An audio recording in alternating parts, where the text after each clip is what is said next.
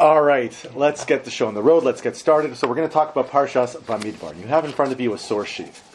And we're going to be reading from various parts of the Torah portion that detail why the tribe of Levi, or how the Shevet Levi, the Leviim, were a special tribe amongst the Bnei Yisrael. We're going to ask a question. Why the tribe of Levi in particular? And why is it now at the beginning of Sefer Bamidbar that they received their very particular appointment? It's not only here that we read about this, not only in Parshas Bamidbar, but also in Parshas Behalosecha, we have a description of the ceremonial appointment of the Leviim to be functionaries, which means they're the people who officiate, who work in the Mishkan, the portable sanctuary in the desert, the tent of meeting, the Ohel Moed, and then later on in the Beis Hamikdash. They're going to assist Aharon in the service of the Mishkan. And in addition, they're also going to be the movers of the Mishkan. They dismantle it, they transport the sanctuary as they move from one location to the other while in the desert. However, the method by which the Shevet Levi is inaugurated into this role is somewhat enigmatic. The Leviim seem to be switched in exchange, one for one, with the firstborn of the Bnei Yisrael. And so we're going to ask the question, what exactly is the nature of this exchange? So we're going to take a look again at source number one. Source number one is from this week's Torah portion, from this week's Parsha of Bamidbar, and we can clearly discern that the status of the Leviim is of a complex and dual nature, because we have two different descriptions of what exactly their sanctity is and what exactly their role is to be. So in source number one, for example, we have a Davar Hashem al Moshe Lemar, and Hashem said to Moshe, saying, Hakrev es mate Levi v'hamadata oso lifnei Aharon HaKohen v'sherusu oso. Advance the tribe of Levi, place them in attendance upon Aharon the priest to serve him. V'shamru es mishmarto v'es mishmeres kol ho'eda lifnei Ohel Moed. And they will perform their duties, the duties of the entire congregation in the Ohel Moed, in the tent of meeting, la'avod es avodas hamishkan, to perform the service of the sanctuary. V'shamru as kol klei Ohel Moed v'es mishmeres b'nei Yisrael la'avodas avodas hamishkan. And they shall take charge of all the furnishings of the tent of meeting, a duty on behalf of the Bnei Yisrael, doing the work of the Mishkan. And we conclude, Benosata es Levim la'Aaron u'Levanov, and Levim will be given to Aharon and his sons. They're formally assigned to him from amongst the Bnei Yisrael. So what do we see in this first source? Well, we see that the tribe of Levi are given to Aharon. They are to function as functionaries or officials in the Mishkan or the Beis Hamikdash. And we also see that they're working on behalf of all of the Jewish people. And those are some very important and key points here. They're assigned to Aharon, they have a specific role, and they're working on behalf of the Jewish people. When you take a look at source number 2, however, the picture is somewhat more opaque. In source number 2, it says, Vayidaber Hashem Moshe Lemor, and Hashem said to Moshe, saying, Va'ani hine lokachti es Levim mitoch b'nei Yisrael, tachas kol b'chor petarechem b'nei Yisrael, v'hoyu li haleviim. And Hashem said to Moshe, saying, I hereby take the Levim from among the Bnei Yisrael in place of all the firstborn, the first issue of the womb among the Bnei Yisrael. The Levim shall be mine. Why is this so? Ki li kol b'chor b'yom hakosi kol b'chor be'eretz Mitzrayim. For all the firstborn are mine. At that time that I smote every firstborn in the land of Egypt, hikdashti li kol b'chor v'Yisrael. I sanctified for me all the firstborn of Israel. Me adam v'ad behema li hiyu ani Hashem. Whether they are man or beast, they are mine. So while in the first reference that we had, in the first source, the Levim are given to Aharon, and they have a particular function to work in the temple, and they serve in the Ohel Moed, they serve in the temple of meeting, and again, they're working on behalf of the entirety of the Jewish people. On one hand, in source number 2, we see that their role is different. They're taken by God. They're a replacement for the firstborn, and they don't necessarily have a specific role. So we see that there's a duality in their appointments to serve in the temple. And this appears again in the next set of sources. So when you take a look, for example, at source number 3, we say Ki Nisunim Hema Li B'soch B'nei Yisrael Tachas Pitras Kol Rechem B'chor Kol Mi B'nei Yisrael Lokachti Osam Li. For they are formally assigned to me from among the B'nei Yisrael. I've taken them for myself, meaning God is taking them to Him, and they're in place of the first issue of the womb, the firstborn of the B'nei Yisrael. So that seems to sound awfully like the second source, where they're taken by God, and they are in lieu of the firstborn of Israel. And then again, in source number 4, we read, they've actually been given to Aaron, mitoch b'nei Yisrael, from amongst the b'nei Yisrael, avodas b'nei Yisrael b'ohel moed, to act as their representative. And there, so that no plague may afflict the b'nei Yisrael for coming too close to the sanctuary.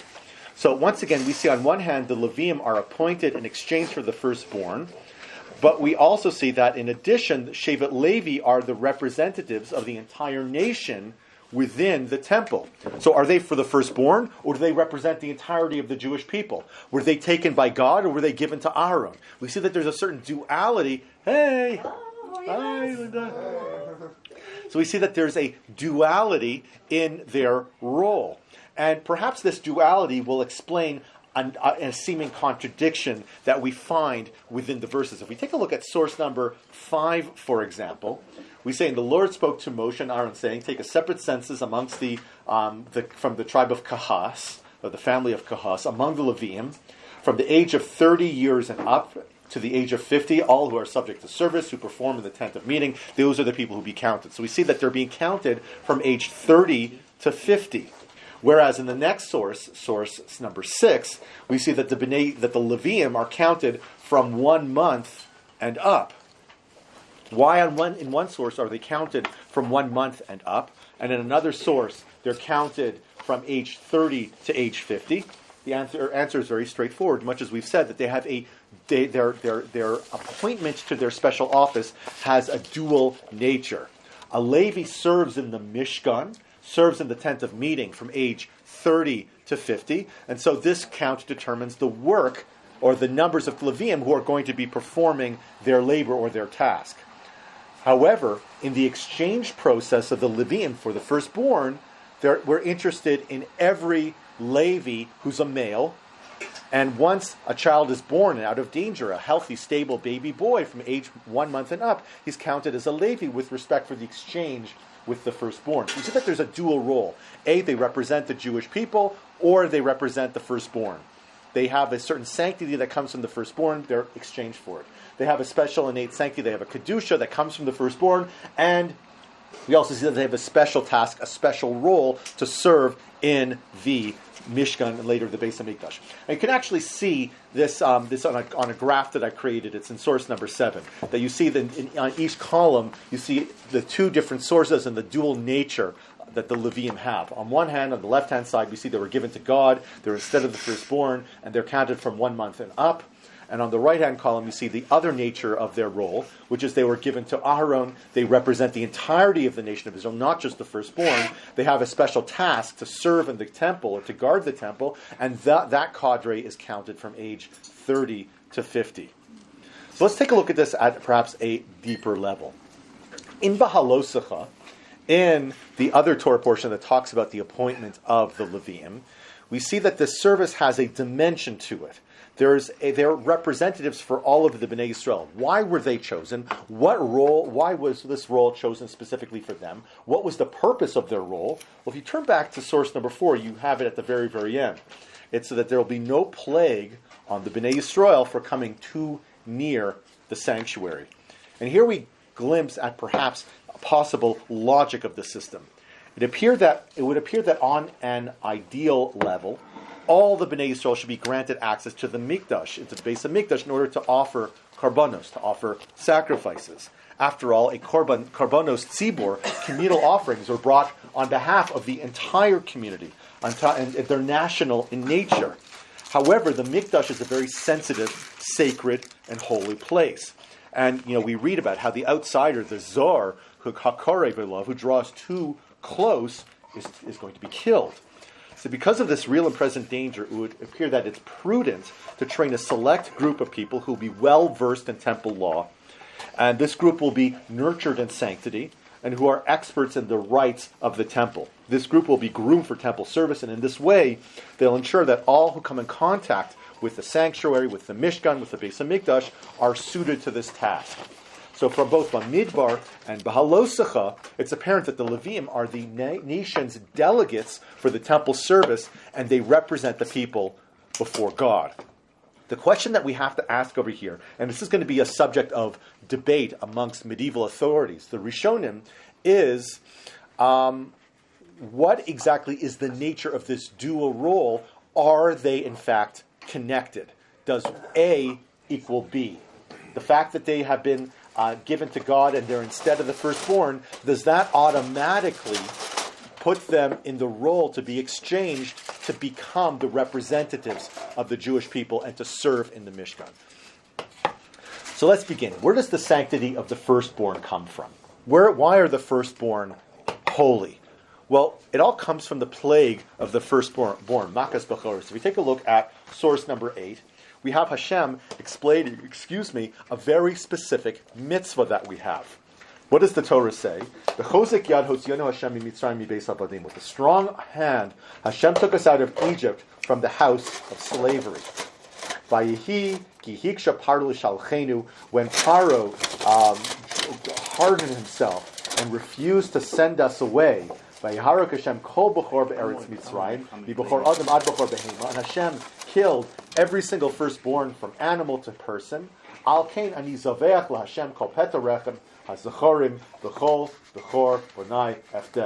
Therefore I sanctify to the Lord every firstborn animal. It's offered as a sacrifice. And among my sons who are firstborn, we perform a pidyon haben, a special mitzvah to redeem the firstborn. So we understand that the firstborn are sacred. The firstborn act as a living symbol of God's salvation. From the very moment that Hashem saved the firstborn, Bnei Yisrael, it's as if they somehow belong to God, as if by sparing them, they owe their very existence to Him. This is an eternal debt. This is an eternal sense of living on borrowed time, and it's a state that the firstborn live in until they are redeemed, thereby gaining their right to life. So the firstborn are holy. How does this connect to the Levium? Is it connected? The truth is that the firstborn males still have sanctity to this very day. It's an unusual practice. We don't do this all this often because there has to be a list of perfect criteria in order for this to happen. But when I was born, I was a firstborn male child. My father had to go to a priest, had to go to a kohen, and pay 5 shekel to redeem me. Me too. You too. The pidyon haben. Yeah, pidyon haben. Right, exactly. So, and we take a look at this in it's source number 9. All right, the first issuance of the womb of every being, man or beast that is offered to the Lord shall be yours, but you shall have the firstborn of man redeemed, and you shall also have the firstling of unclean animals redeemed. Take as their redemptive price from the age of 1 month up the money equivalent of 5 shekel by the sanctuary weight, which is 20 gera. It's still practice, and it begs the question then, if the kedusha, if the sanctity of the firstborn were exchanged for the Leviim, then why do we still have kedusha now to this very day? Weren't they exchanged for the Leviim? Didn't that transfer over to the Leviim? Why is it that why is that there's still kedusha? Why is it that both Leviim and the firstborn have this kedusha, the sanctity that seems to have they seem to have been transferred at that time? Why doesn't it seem to be an eternal transfer? So we've already stated 3 things. The firstborn are holy ever since the night of Yetzias Mitzrayim, the night of the Exodus. And in Sefer Bamidbar, the Levim are appointed as representatives of the nation to serve in the Beis HaMikdash, in the temple. And also, the Levim are switched for the firstborn. We see this, there's an arcane ritual that they go through to transfer over the sanctity of the firstborn to the Levim. And we've already spoken about the selection of Shevet Levi as being a dual or a double process. And the way Rashi reads things, the appointment of Shevet Levi transpires as a consequence of the other. Both dimensions are all part and part of the same package. He says, first of all, the service of the firstborn, all firstborn were meant to serve originally as priests, as Kohanim, or to serve as Leviim. That was transferred over to the Leviim, and the innate sanctity, the Kedushas Haguf of the firstborn, were transferred over to the Leviim. Both of them transfer over. The firstborn had the office of kahuna, and they had a certain level of sanctity. That kahuna was transferred over to the Leviim, and the sanctity was also transferred over to the Leviim. That's how Rashi seems to understand this situation. No, it's all true, but there's a significant right. We might say that in this generation, as the firstborn were relieved of their sacrificial responsibilities, they had to hand over not only their ritual role, but their priestly appointment, but they also had to entirely lose their sacred status. And likewise, for the Leviim, it might be important for them to be inaugurated not only under the mandate of ritual agency on behalf of the entire nation, but they had to be formally assigned to God, and this only happened if their very being was claimed by God with that kedusha, with that sanctity.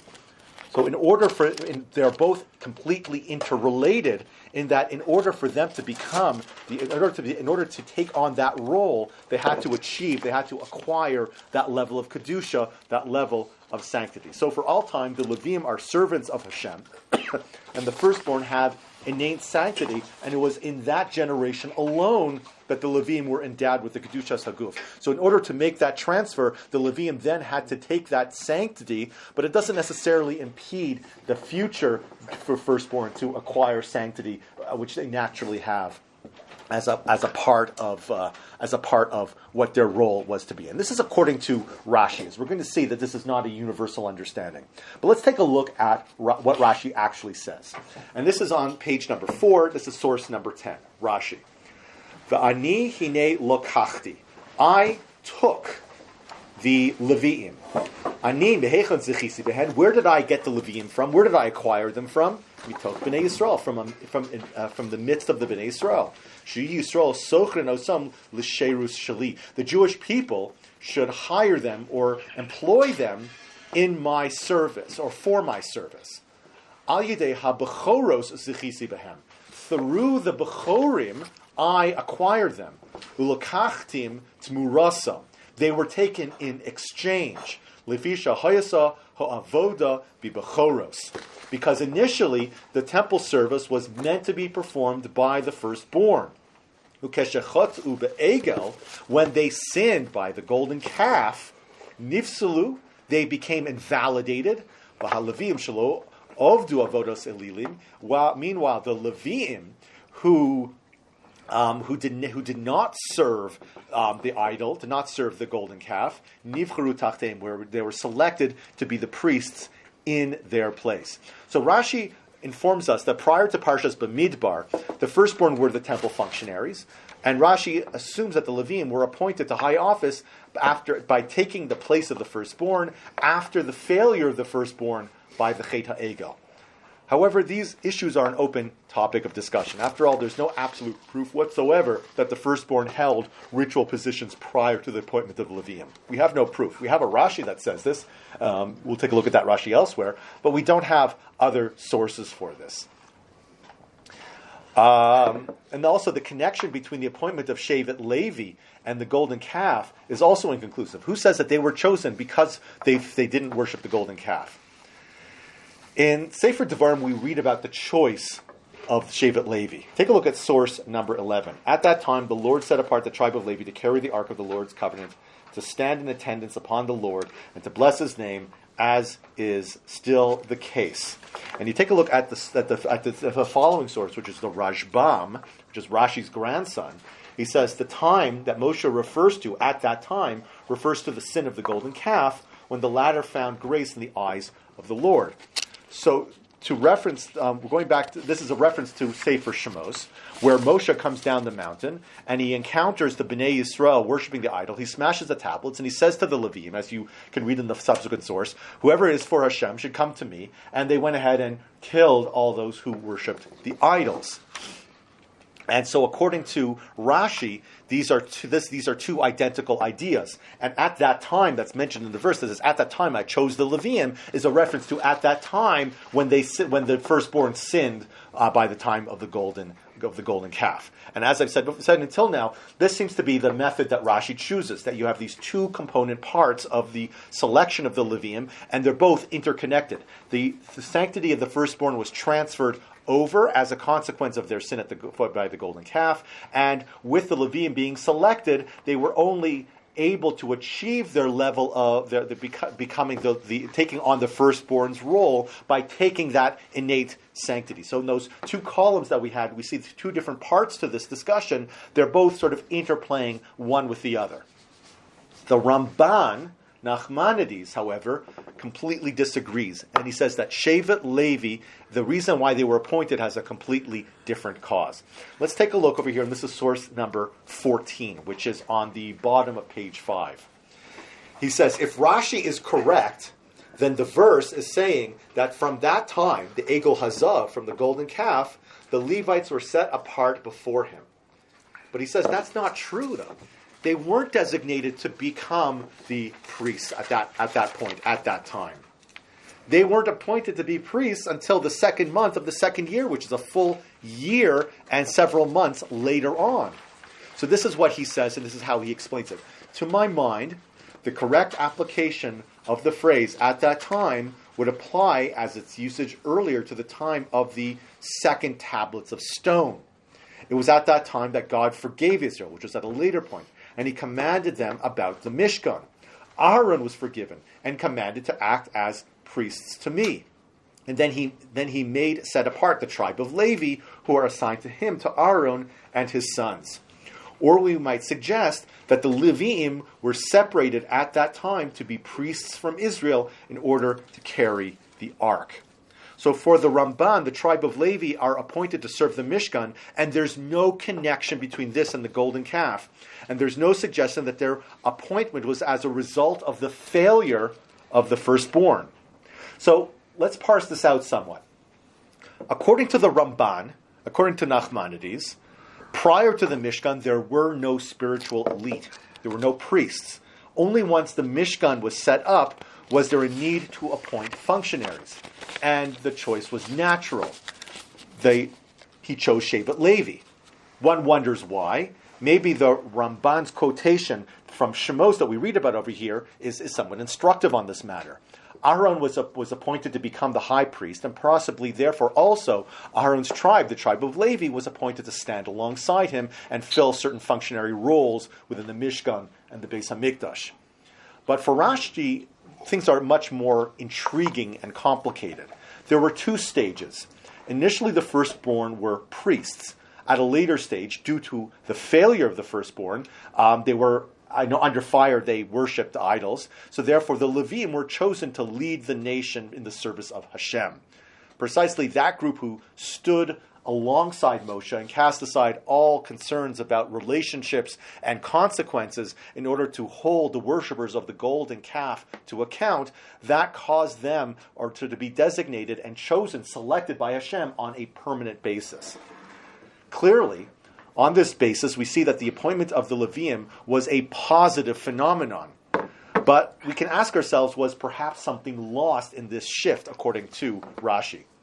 Rashi informs us that prior to the Egel, the firstborn were priests. But what does this mean spiritually and sociologically? It means that each and every single family had access, had a representative in the Beis HaMikdash, in the temple. The spiritual heights of the temple were not restricted by an elite group serving behind closed doors. Prior to the Chet HaEgel, prior to the golden calf, every family put forward a candidate for divine service. There was a certain democratic strain that invigorated the system. And we can even imagine, if you take a look at source number 15, this is what's taking place at the time when the Torah was given at Har Sinai. And Moshe designated some young men amongst the Israelites, and they offered burnt offerings and sacrificed bulls as offerings of the well-being to the Lord. This, Rashi explains, was, quoting the Gemara in Zavachim, were the firstborn sons. You can imagine the pride and that each and every single firstborn had acting as representative for their family in the service of Hashem. But now, with the sin of the golden calf, the situation changes. With the failure of the firstborn, you have a cadre, you have a group, a coterie, the Leviim, who live in their own encampment, the Machane Shechina, the encampment of the divine presence. They're cloistered, they're separated away from the rest of the people, away from the influences of the masses.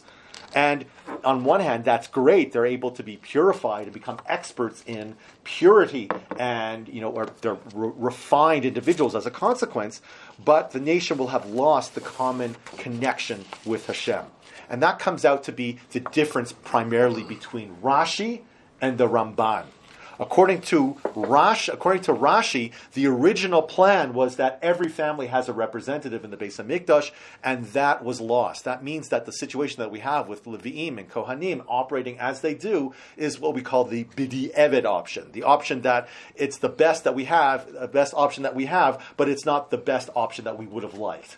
According to the Ramban, however, the system was always set up in this way. It was always meant to operate in just such a manner that until this point, everyone had access. But at this point, from the giving of the Torah, there would have to be a special cadre, a coterie of people who would be designated, separated, and sanctified as a consequence. And according to the Ramban, it was the lechatchila to have the tribe of Levi. So you have these two different perspectives on the role that the Leviim have that reflect perhaps two different sets of values. What is considered to be the optimal way of serving Hashem? The democratic or the elitist method? According to Rashi, one is considered preferred, while according to the Ramban, the other is. And with that I conclude, and I'm open to questions, comments, or rebuttals.